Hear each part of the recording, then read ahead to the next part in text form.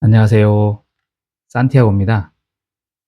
오늘은 2025년 1월 21일 화요일 아침이고요. 매일 책 10쪽 읽고 글쓰기 52일 차입니다. 두 번째 읽고 있는 책, 인간이 그리는 무늬, 세계와 개념, 동사와 명사, 이 단락을 읽고 요약하고 느낀 점을 같이 이야기해 보도록 하겠습니다.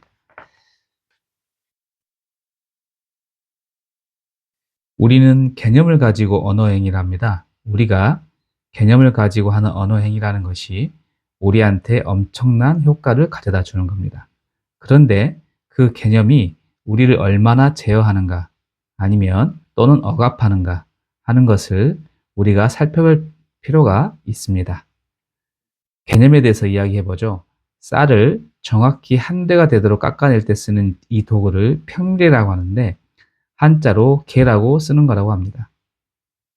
공통의 틀 속에 들어가지 않은 여분의 것이나 사적인 것, 특수한 것은 제외하고 공통의 것, 일반적인 것만을 생각 형태로 조한 것이 됩니다. 바로 이것이 개념이라고 합니다. 개념은 제한적으로 보여줄 뿐입니다. 이 세계는 움직이는 겁니다. 개념은 품사적으로 명사죠. 이 세계는 품사적으로 동사입니다. 이 세계에 명사는 존재하지 않아요. 그래서 꽃은 존재하지 않습니다. 여러분이 보는 꽃은 명사에 속한 그것을 보는 거라고 이야기를 합니다. 그래서 명사는 딱딱하고요. 모든 개념은 딱딱합니다. 개념으로 무장한 사람은 시멘트 콘크리트처럼 굳어져 간다고 이야기를 합니다. 우리가 인문적 통찰을 한다는 것은 무엇입니까? 시멘트 콘크리트처럼 굳어져 있는 상태를 부드러운 상태로 볼 수 있는 힘을 갖는 것입니다. 명사적으로 세계를 보는 습관을 동사하는 거라고 이야기를 합니다. 그래서 우리에게 바로 예술이 필요한 거라고 이야기를 합니다. 예술은 명사적으로 굳어진 나를 동사하도록 자극시켜주는 힘을 가지고 있다고 합니다. 그런 단계를 미학적 삶이랄지 예술적 경지랄지 이렇게 표현합니다. 이념 따위는 잘근잘근 씹은 다음에 과감히 뱉어버리라고 이야기를 하고요. 우리가 개념을 이해하는 일을 뭐 한다고 하죠? 파악한다고 하죠. 파악, 즉 손으로 잡아 꼭 쥐는 거라고 얘기하고요. 자기가 가지고 싶은 만큼, 가질 수 있는 만큼 잡고 빠져나가는 것은 포기하고 손에 남겨진 것을 생각의 형태로 저장한 것. 이것이 바로 개념이라고 이야기를 합니다. 그러니까 개념은 출발부터 세계를 전면적으로 반영하기에 부족한 것이고, 출발부터 소유적 상태이고, 출발부터 제한된 상태이고, 출발부터 딱딱한 거라고 이야기를 합니다.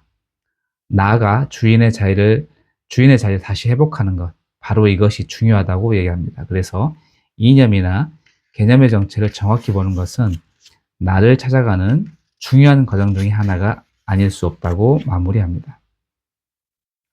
이 부분을 읽고 느낀 점을 적어봤는데, 우리는 살아가면서 개념 파악을 잘 하라고 종종 듣잖아요. 그런데 이러한 개념이 결코 좋은 것만이 아니라는 것을 알게 되었습니다. 개념의 정체를 정확히 보고 결국 나가 주인의 자리를 다시 회복해야 한다는 것을 깨달았습니다.